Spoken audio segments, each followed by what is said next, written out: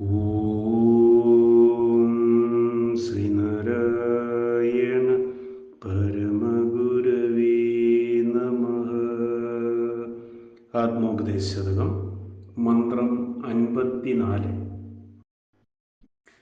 ഉണരുമവസ്ഥയുറക്കിരില്ലുറക്കം പുനരുണരും പുഴുതും സ്ഫുരിക്കുവീല.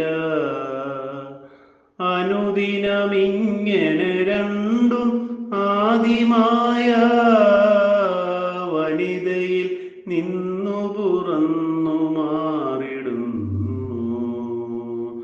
ഓം ശ്രീനാരായണ പരമഗുരവേ നമഃ.